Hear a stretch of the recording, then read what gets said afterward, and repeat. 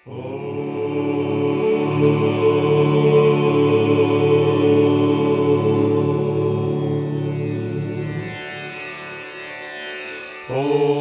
भूर्भुवः स्वाहा तत्सवितुर्वरेण्यं भर्गो देवस्य धीमहि धियो यो नः प्रचोदयात्।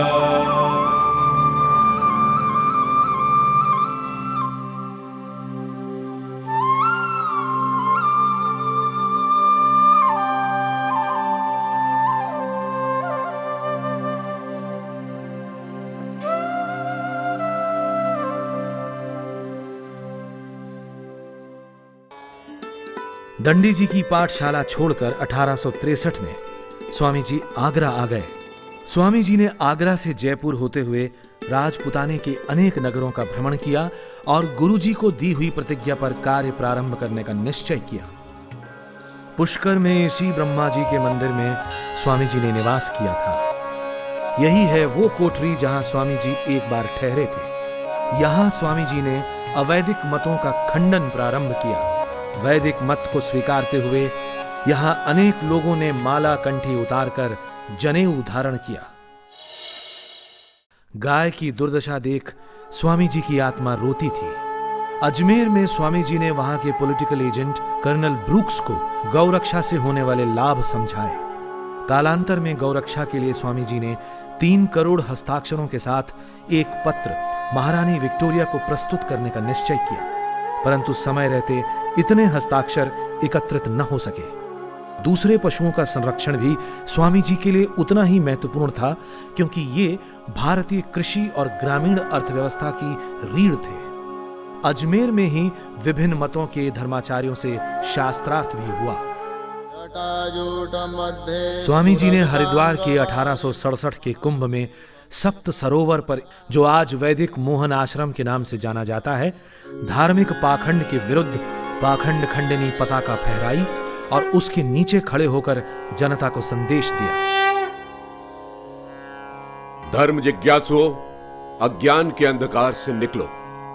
ईश्वर निराकार है, सर्वशक्तिमान है। उसका कोई रूप नहीं, कोई आकार नहीं। उसे किसी माध्यम की, किसी अवतार की आवश्यकता नहीं।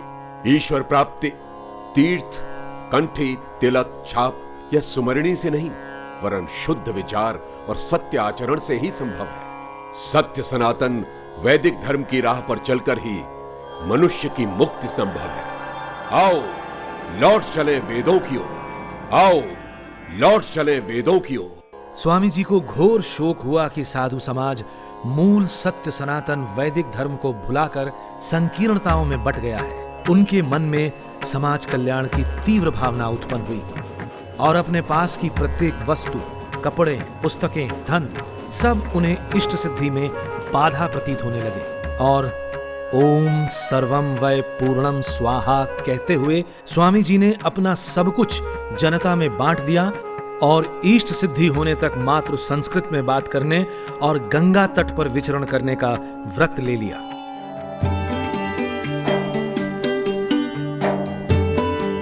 गंगा किनारे अनेक छोटे बड़े नगरों का भ्रमण करते हुए स्वामी जी कर्णवास पहुंचे।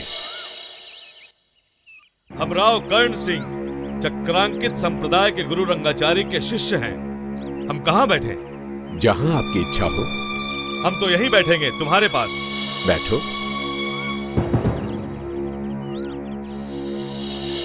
लेकिन मस्तक पर यह तिलक क्यों लगाया है? तिलक लगाने से ईश्वर प्राप्त नहीं होता। स्वामी, ये हमारा परम मत है।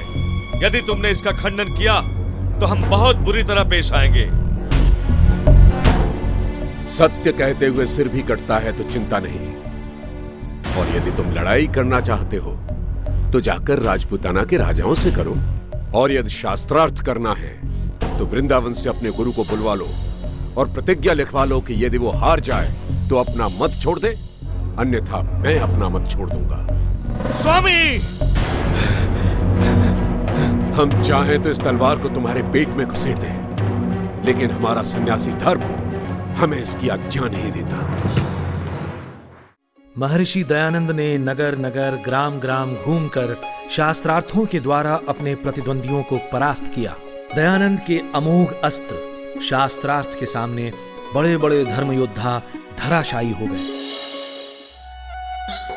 मुरादाबाद में राजा जय कृष्णदास की कोठी के ये भग्नावशेष प्रत्यक्षदर्शी हैं उस ऐतिहासिक शास्त्रार्थ के जो यहाँ पादरी डब्ल्यू पार्कर और स्वामी जी के बीच हुआ था। ये शास्त्रार्थ 15 दिनों तक चला था। इसमें अनेक विषयों पर वाद विवाद हुआ था। इस शास्त्रार्थ की विशेषता ये थी कि इसे स्वयं वहां के कलेक्टर ने आयोजित किया था। वहां उपस्थित अंग्रेज ये देखकर दंग रह गए थे कि एक सन्यासी राजनीति शास्त्र पर भी धारा प्रवाह बोल सकता है।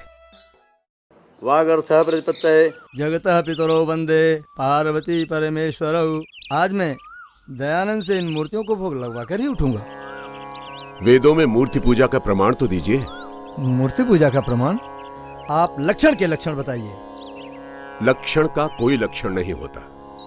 जैसे आटे का आटा नहीं होता या दूध का दूध नहीं होता, लक्ष्य का लक्षण होता है। लक्ष्य का क्या लक्षण होता है ये आप बताइए। मैं अपनी पराजय स्वीकार करता हूं और इन मूर्तियों को सदा के लिए नमस्कार करता हूं।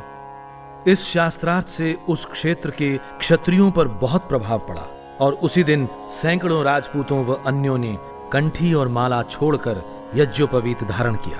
स्वामी जी के प्रति लोगों में श्रद्धा का समुद्र उमड़ पड़ा।